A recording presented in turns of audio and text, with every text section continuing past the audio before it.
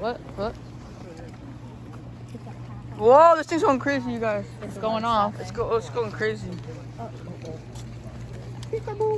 For you city folk who've never seen a country fire station, this is ours. It looks like someone's house painted red, big giant garage doors on it.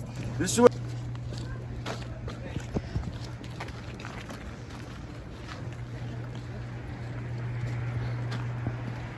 I'm trying to hope I catch something. Yeah. so when we can start to just see the dark moving around us, and hopefully the cameras pick it up. So I find it very interesting, but once we get out there and we're at a cemetery and it's dark, I get scared and I don't want to go in. And we end up just standing in the front entrance of the cemetery. Yeah, I will go in. No, it's scary when we're out there. And plus we don't, like, we have equipment, but we don't have, like, good flashlights or stuff like that to be, like, in the middle of the dark. folks, welcome to the third oldest building here in Barnstable Village. This building was constructed in 1715 and started as the town's farmhouse. It operated as the town's farmhouse until 1831. That's when the county started buying up all their farmlands to build its court system as well as prison.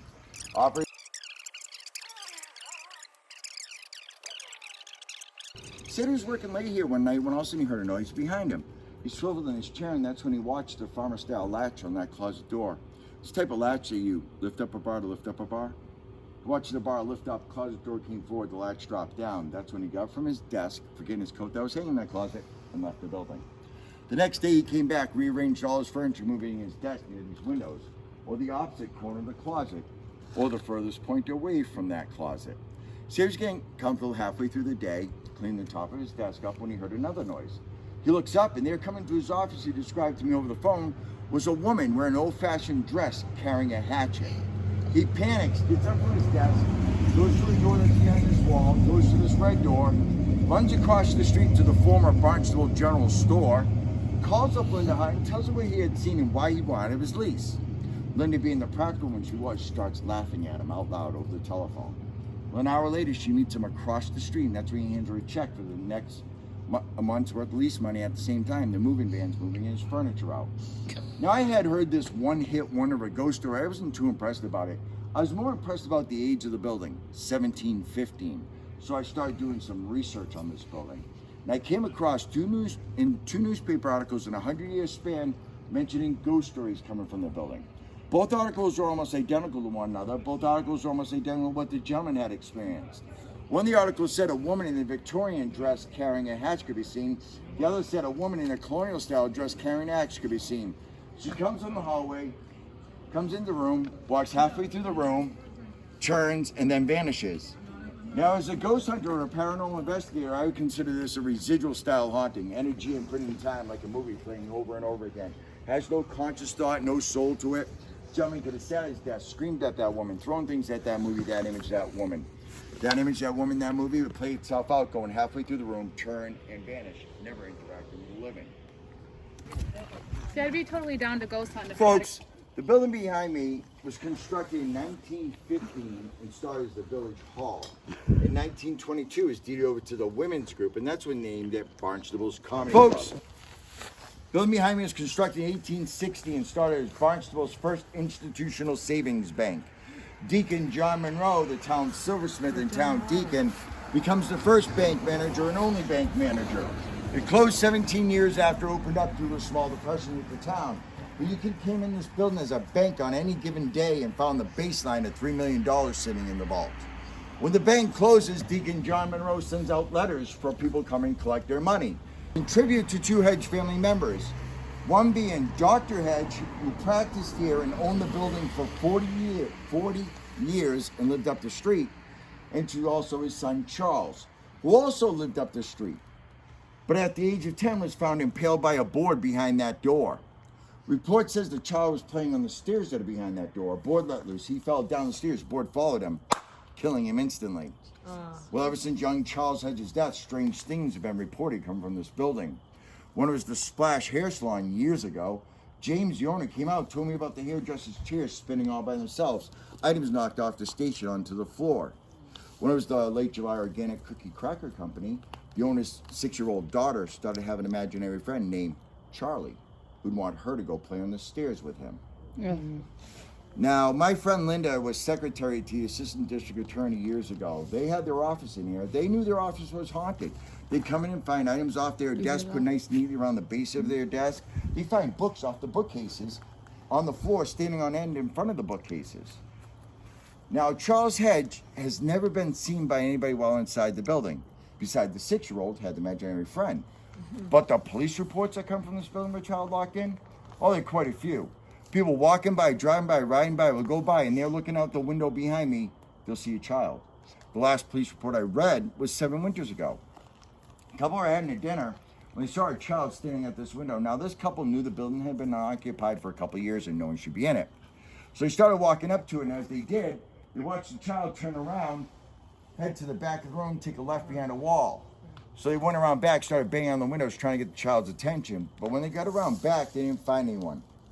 So they called the police. The police called the owners. The owners came in, unlocked the door, police searched the property, and came up empty-handed.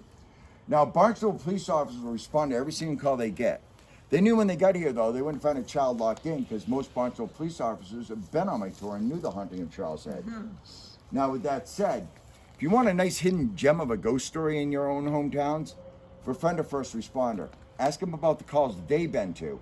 They might not share the address with you, but they might tell you a tale or two that they've come across. Now I've chosen you to come do my next one. Come here, diehard ghost hunter. Come here. Keep on looking, Spencer. Trying to base crowd, your first name. So people like Spencer have gone in the windows and they started trickling over to the door where the child had been found deceased. Yeah. And goofing off the door. The great thing is Charlie's let us know he's been behind that door numerous times. So what I would like for you to do is go up to that door, bang on it 3 times and yell out, "Charlie, you here?" and then put your ear to the door and listen.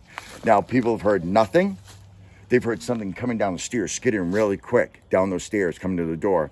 They've heard a little boy's voice call out. And just the other night, they had the door handle jiggle like he's trying to open it up for you. Go on up.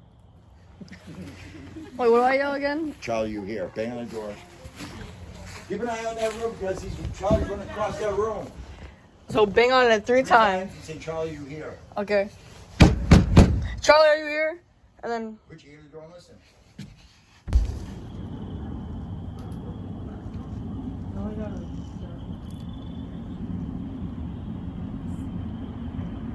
I don't hear nothing. Again.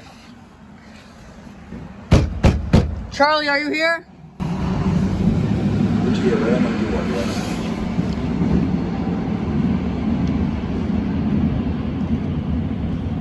Hey. Don't bang on the windows. Just bang. Put your ear to the door and listen. Look in into the window. Don't want to look. I'll be over here to talk to My EMF detector is literally going crazy. Look at it. It's like.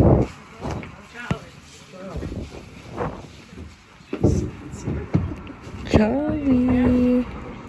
Charlie. See anything? I didn't hear anything. My EMF's going off. When I was walking up, it was turning Oh, red. no, my hand hurts. It's banging on it too hard. I can see inside of it. I just saw a shadow go past it. They don't really like light though, right? I don't have any light. Yeah, there's no light on it. Okay. Oh yeah. Well, something's here because my thing's going crazy. Now, once you have a look and listen, come on down and turn me over here. I kind of want to hear the running down the stair thing. Is everybody on the grass for me? Now, this story has nothing to do, folks. Like a gentleman here on the tour, I'm not going to point him out unless he wants to say something. Was standing on the tour, saw something in the window move. Now, there is nobody in that building. They renovate it during the day. Now, keep an eye on the windows. This story has nothing to do with the building. Just keep an eye on the windows because Charlie's made himself known to our tours lately. In 1815, a farmer reports of creatures coming out of the marsh, grabbing onto his full-size horse and dragging it back in. He described these creatures being 3 feet in height, very skinny looking and having skin color as dark as the marsh mud. Very, very dark. Well, I started researching this folklore tale and came up with something very interesting here on Cape Cod. The marsh here on Cape Cod is called the Great Marsh. It's the 2nd largest marsh on the eastern seaboard. It starts from Sandwich and goes all the way to Provincetown. Also came up with a timeline. Appears that every 5 years someone's last seen in or around the marsh and never found again. Last year was a kayaker in Dennis. The kayaker himself is still missing to this day. 6 years ago, it was a kayaker in Sandwich. The kayak and the kayaker are still missing to this day. 21 years ago, it was a college student last seen walking railroad tracks to cut through the middle of the marsh, yet to be found. And 61 years ago, 2 hunters parked their car in West Barnstable on Old Kings Highway to do a little hunting. They reported late the next day, the police come out and find their vehicle still parked there. They walk a quarter mile down the railroad tracks where the men like to go hunting, and there on the railroad tracks they find 2 shotguns and 2 spent shotgun shells, but no men. This day, these 2 men are still missing. My question is, why did they leave their shotguns behind? But what were they firing at? It's a quarter mile of the Old Kings Highway up in Sandwich, and for you locals, it's where the Riverview School can be found. Since the 1960s, there have been 21 car accidents in this quarter mile. Out of the 21 reports I read, 9 of them had the color black in them. They either said a large black bear, a large black cat, or someone dressed in black darted across the road to make people swerve and crash. Now, Cape Cod, since its infancy, never had black bear on it. Until a few years ago, we had that one swim across the canal, make it all the way to Provincetown for our summer vacation. Large black cats, we got coyotes, we got foxes, we got raccoons, we got fisher cats. But someone dressed in black for nearly 70 years now running across the road to make us swerve and crash? I don't think so. Not too far from where we're standing, this elderly couple called me to their house because they believed their house was visited by one of these creatures. Now, this elderly couple knew my marsh people story. Their backyard abuts the marsh. Now, when I got to their house, I didn't go to look at their back lawn that's all matted down by wild animals. I didn't go to look at the wooden deck that had wet marks on it, because when I arrived, there was wild animals up on their deck eating. The reason why they called me and the reason I went is to look at their sliding glass door. 3.5 feet up on their sliding glass door that faces the marsh were handprints like ours. But the fingers were long, skinny fingers. 8.1 inches long, each digit. I had a sheriff's friend come out and found it was organic material left on that glass. Now, this evening, after the tour, you go back to wherever you're staying, you're afraid of the dark like I am.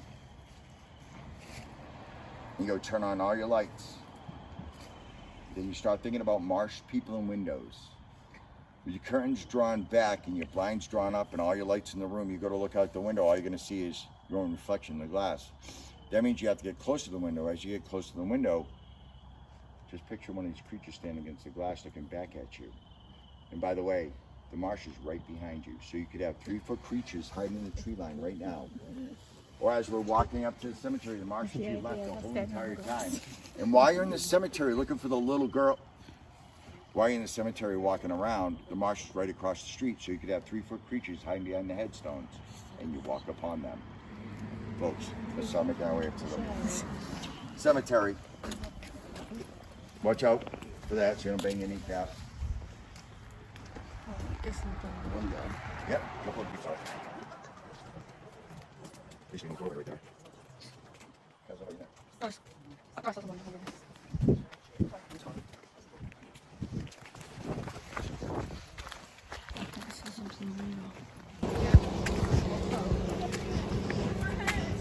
That looks like a haunted house up there. You see it? I mean, this shit looks creepy. Just walking up. This doesn't even. This looks like textbook haunted. Folks, welcome to Cobbs Hill and Cobbs Hill cemeteries. Behind me is Cobbs Hill West Cemetery. Behind you is Cobbs Hill East Cemetery. First burial in one of these cemeteries on the east side by a church and dates back 1715. Last coffin burial is on the west side, and that's in 1996. The last urn burial is spring just a few years ago, directly behind the church. If you prove that you're a descendant of anybody buried here, they'll gladly bury your urn. There's no more room for coffin burials. As you look around both cemeteries, you notice that there are iron bars surrounding both of them. Back in the day, they said iron kept spirits in. See, back in the day, people had the impression that once you died, your spirit followed your coffin until burial. And once buried, your spirit would follow at the foot of your grave to wait its turn to travel to the other sides. The iron bars kept the spirits in so they wouldn't get lost in the way of their turn. Here in New England, a lot of our cemeteries have stone walls around them. If you were to remove the stones from the stone walls, please don't, because it's illegal. You'll find iron chunks put in those stone walls, creating the same effect as these iron bars. Here, however, you'll notice that there are no iron bars. They actually put these 2 columns here for a purpose and a use. Death's doorway. A lot of New England cemeteries have some like this.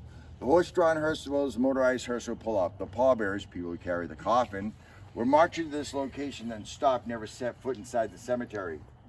They would then lower the coffin, rest in the front portion on one or both of these stones. The front portion now rests on the stones, pallbearers are front, could then let go. Walk around the outside of the cemetery to the living entrance, come inside, grab on the coffin, and slide it. With the back portion now rests on the stones, pallbearers in back could do the same thing. Never set foot inside the cemetery, rest their portion, let go, walk around the outside of the cemetery to the living entrance, come inside, grab on the coffin, and proceed to burial. They said they did this because they said if you entered with the dead, you're going to die that year or have bad luck. Okay. Are there any spirits with us here now? Left for yes, right for no. Wait, you're supposed to cross. So they either both go left or both go right.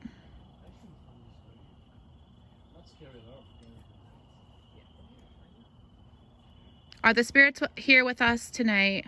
Are they malevolent? Left for yes, right for no.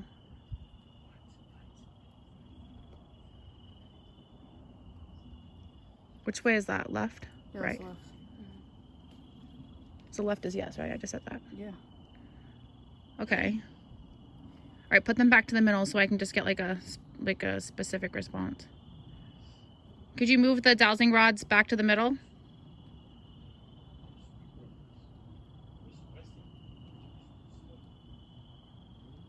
Oh.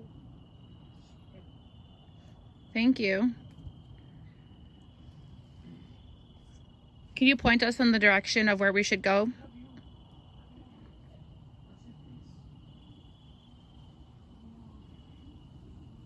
Should we go I feel left something moving it. or should we go right?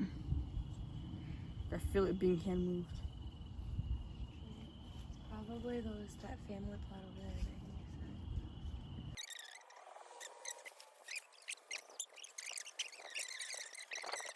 Folks, this building can be intense for some people while we're inside the building. At any time that you need to leave, just say, Derek, ready to go. I'll turn my light on. I'll escort you outside.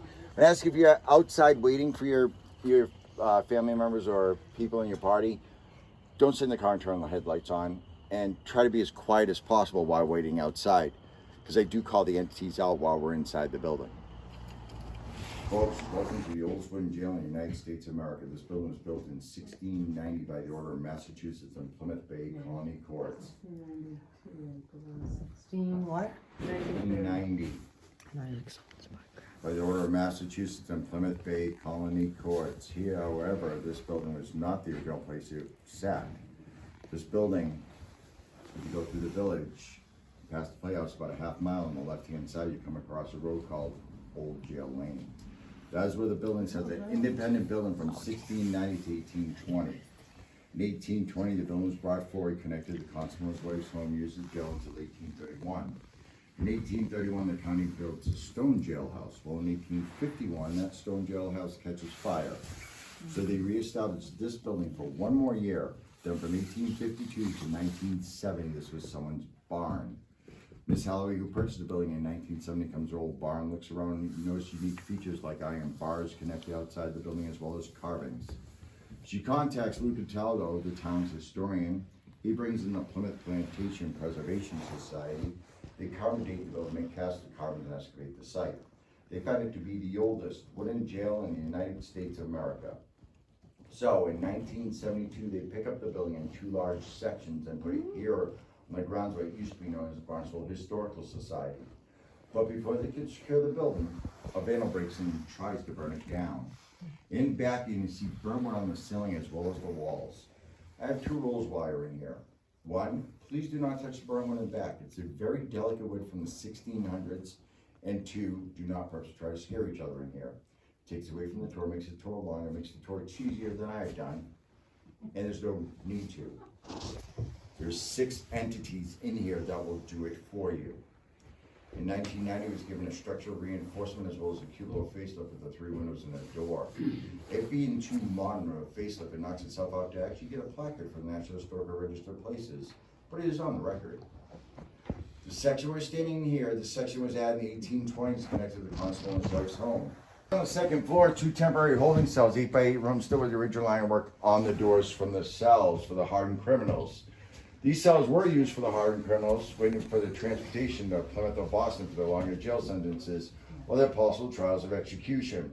There's no public executions done here on Cape Cod, and this was a county jail. You only held here for hours up to 30 days. Behind this wall were 3 community jail cells, each holding 10 people each. So you had a total of 32 people could be held in this building. Men, women, and children were all put in the same cells together. I did say children, didn't I? Let me bring you back to Boston, the year 1750, and this 11-year-old boy had 3 criminal offenses one day. His first criminal offense, he fell asleep during church. His second criminal offense, he pulled the girl's hair during that same church service. The third criminal offense, he fell asleep again. When he was woken up by the pastor or priest, he was in his face at him. This child of 11 was found guilty of all 3 criminal offenses, so they hanged him for it. What? You gotta remember, 4 years later, 4 years after that, you're married and have a farm. You're taking a farm at 16 years old. That's 1/3 of your life, by the way, of 11 years old, because usually you didn't live past 40 back then. Behind this wall were 3 community jail cells, each having a door like that and a hole like this. If you can't see the hole, you'll see it later. These holes were used by the constable's wife to pass bread not suitable enough for their pigs, all moldy and rotten, and water from the rain barrel right outside. So prisoner here in Barnstable County Jail, you paid for your food, and if you didn't have any money, your property was put up as a collateral. Your family was brought in to serve time with you, and your wages were attached until you paid the debt to the county. Now, folks, we're going to go in back. Now, as we move through the building, have your flashlight or light sources on as you move, and once you become stationary, shut them off, because I'm actually going to keep mine on. And please, follow me.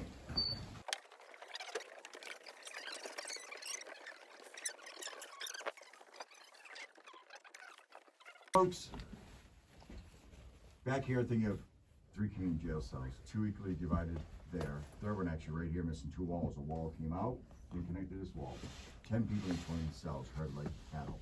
3 questions I always get asked are this: how they sleep, taking turns.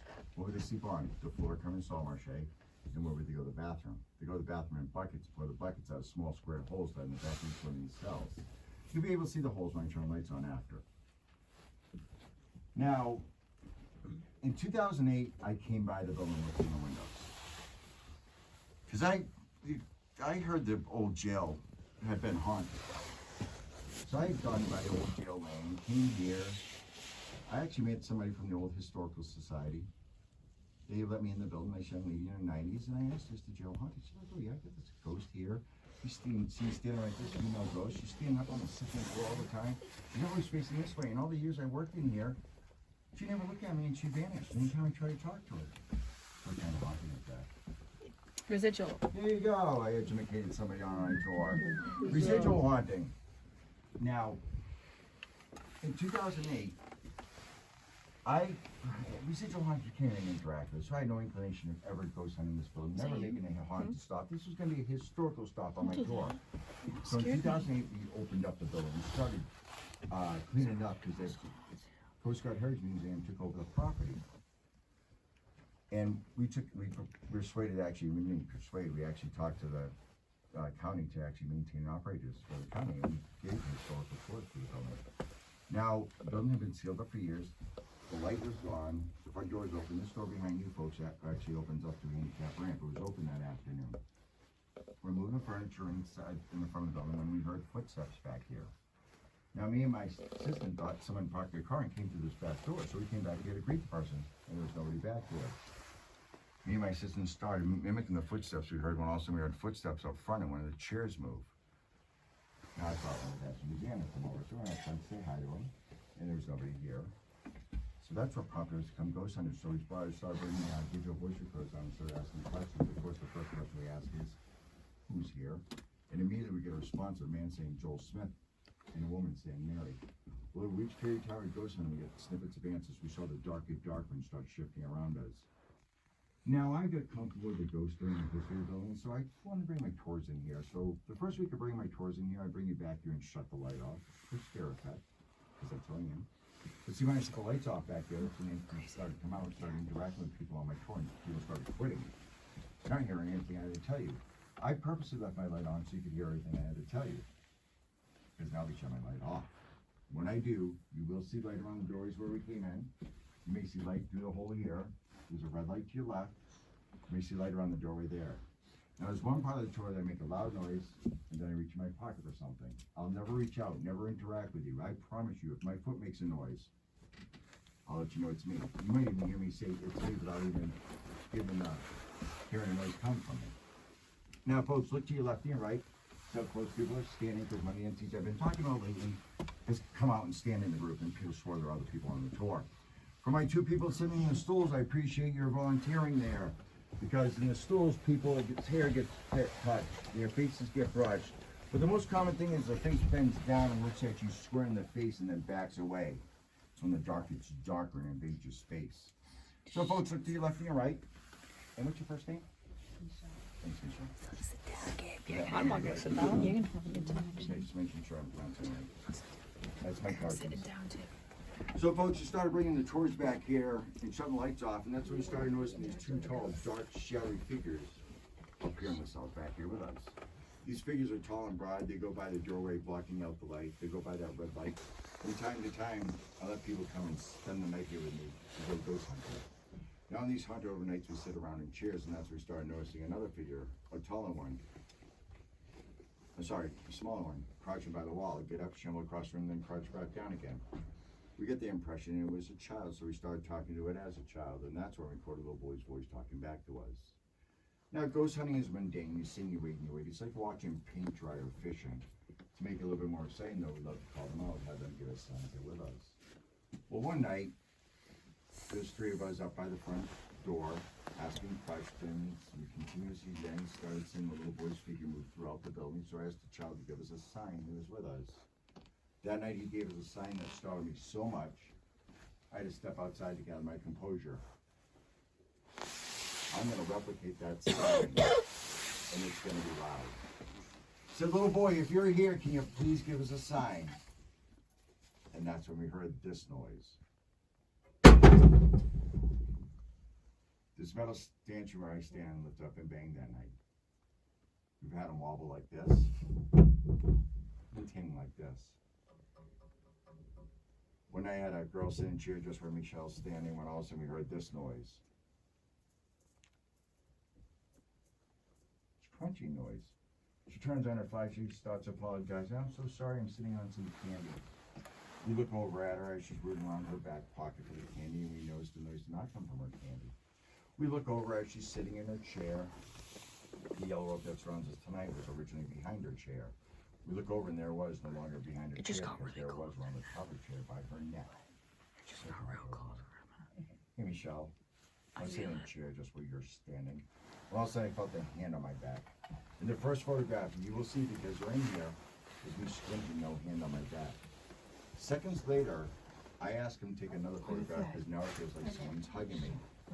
In the second photograph compared to the first, you'll notice some differences. I've uncrossed my legs, dropped my head lower. You don't see any spectral arms hugging me. What you'll notice though is my sweatshirt tying up around my ribs give me the sensation of being hugged. And the reason why? In that second photograph compared to the first, you'll see the back fabric of my sweatshirt's being pulled in the cell behind me. No spectral fingers on it though. We're almost done, folks. One night I had a haunted overnight here, a guy named David signed up. David, an avid ghost hunter, he'd come in here by himself to go ghost hunting. I would never. Actually, I don't usually close up the building at night. I just lock the front door because I used to shut this middle door that I shut behind us. But I've heard it bump, and then I heard footsteps following me to the front door. It's like when you walk up the basement stairs and you hear the footsteps, or I think you do think something's following you. In this building, they do. And also, this building makes me so nervous. I'm actually doing the tour right now with my eyes closed, so I don't see what moves in front of us. Now these figures started, David had signed up, so did mother and daughter. Now the mother and daughter, it was the second, third, maybe fourth annual trip here. It was celebrating your birthday in the building. So the three of them have been here before, and I'd set up the aquarium. It's been a long day like today has been, so I went up the street to get a cup of coffee. I came back, found them packed up, standing by the vehicle. I asked David what happened. David said the three of them were back here trying to collect EVPs or voices of the dead. They didn't hear anything with their own ears. When they play record back, they got an answer. The answer they got, though, startled David so much he's quit ghost hunting. The mother and daughter have not been back for another haunted overnight. I am now reaching in my pocket for that recording they received that night in this building. You're going to hear David ask the question, do you want us to leave? Are we bothering you? Listen to what it says after, are we bothering you? And listen to the age. My hands up in the air. I'll play it a couple times.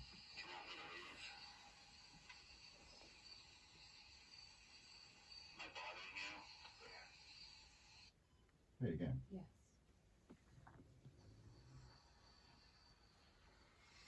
Hands up in the air.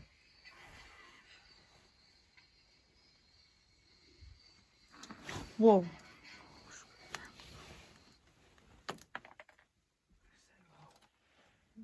Said yes. And it's our old man. He doesn't like you folks in here. He's actually the one that pokes people here in the building as he goes by you. I had a family of three relatives, all in a row. All get poked in the chest, and this happened on Sunday nights for last week. They all turned the lights on, freaking out, thinking each other touch each other, and they stood there. They had not. They're actually too far away to get tapped in the chest. Folks, before I turn the lights on, I got one more thing to do. Little boy, come on out. My man, there are plenty of ladies here in the building. Why don't you come forward, let yourself be known to them. Can you hear my voice? Can you give my friends a sign that you're with us by banging and making noise upstairs, up front, or back here with us, please?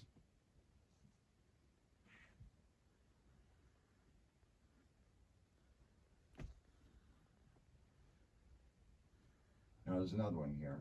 I've never seen it. Only heard it. Sounds like my foot dragging on the ground. But people on my haunt overnights and my tours have. They all describe seeing the same thing. They all describe what appears to be a man with no legs pull himself across the floor, and here he goes over open-toed shoes and sandals, and he's the one that grabs onto ankles as he passes by. Oh my god. Give us a sign that you're with us here, please. Heck no.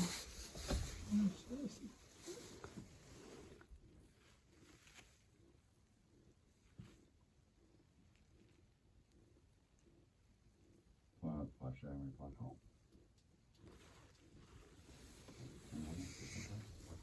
Folks, I'm going to go up front and turn on some lights. The lights are on that wall. They're going to be blinding you. So if you turn and just face the handicap door, especially with people in this area, just turn and face the handicap door. I don't want anybody to get blinded. No. Yeah.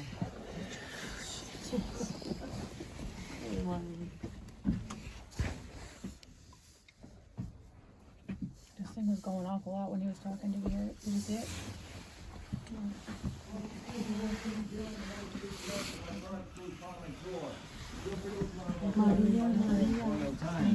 The photographs of me sitting in a chair just where Michelle's standing,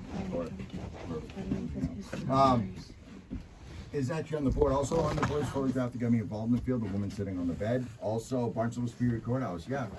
County, I worked 3 times with the county in that session one courtroom.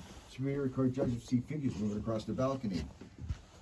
We recorded anomaly up on the balcony and the Beechwood Inn. The Beechwood Inn was a bed and breakfast.